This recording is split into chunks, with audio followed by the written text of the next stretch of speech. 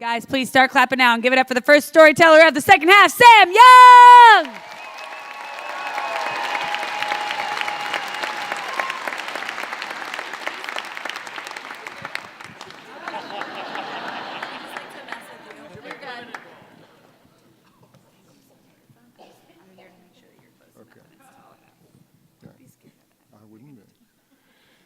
I was 23 living in Baton Rouge when I got in the real estate business. A few months later, I registered for a real estate course that was being held at a local hotel.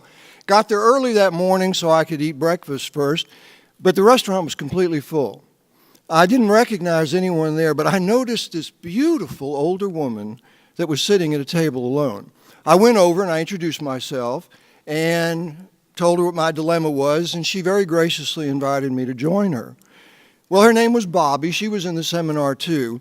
And I could tell immediately she was not only beautiful, but she was bright and had a great personality.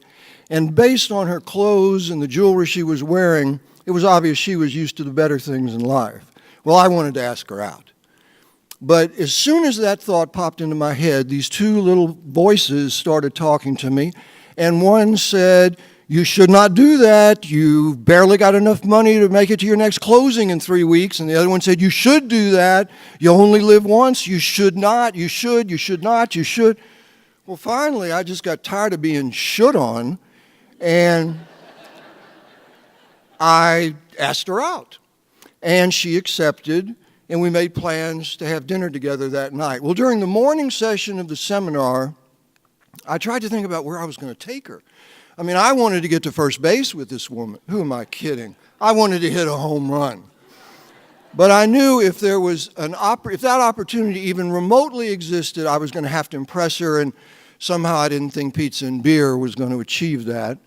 So I thought about it, and then a plan surfaced.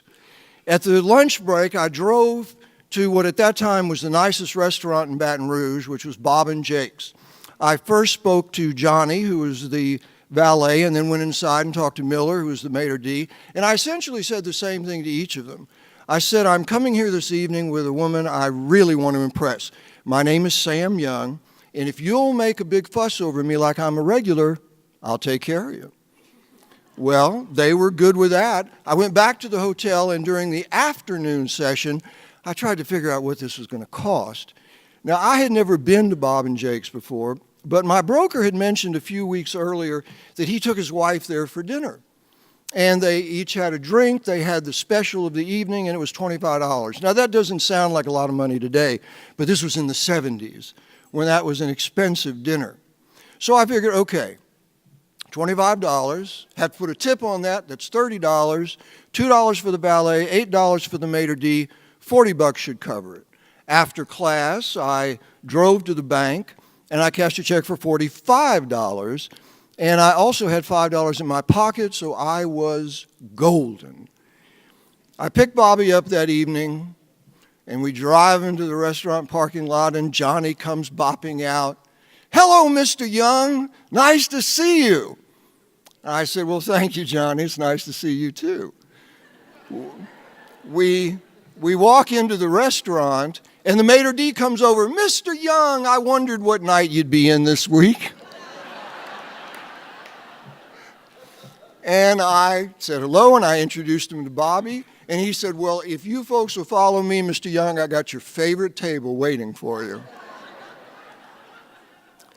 Now, I didn't know how this was impacting Bobby, but it was impressing the hell out of me.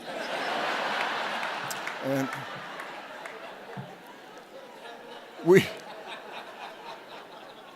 we got to the table, and the waiter took our drink orders, and Miller gave each of us a menu. And he said, "Mr. Young, I know you know our menu backwards and forwards, but I'm going to tell you about something that's not on the menu. It's a special this evening." And he goes on to describe this grilled flounder stuffed with shrimp and covered with a spicy crab meat sauce. And we said, "Oh, we'll both have that." So over dinner, we talked. We got to know each other. We flirted. And everything was going great. When we finished dinner, she excused herself to go to the ladies' room, and I motioned for the check. The waiter comes over and brings the check wallet to the table, lays it on the table. I open it up. It's $48.50. I didn't find it funny then, and I don't find it funny now. So I put my $50 in there, laid it back on the table. The waiter came to get it, brought me back the change.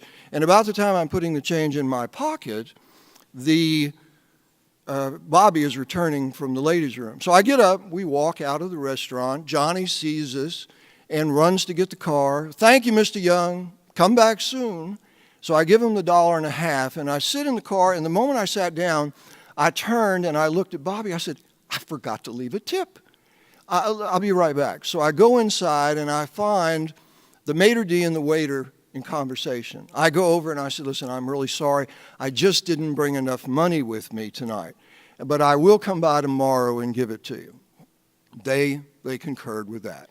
So I went back out, got in the car, drove away from the restaurant with my image fully intact. And then came the rest of the evening. Well, all I can say is it was everything I imagined it would have been if we had gone to Pizza Hut for dinner. Struck out. What can I tell you? I deserved it. The next day, I went by the restaurant. I gave them the money I'd promised. And it was that night when I was fixing dinner that I realized there was a moral to all this. And I feel compelled to share it with you. And that is, first, don't try to be somebody else. It's too exhausting. And second, don't spend more than you can afford, or you'll end up like me, eating mustard sandwiches till payday.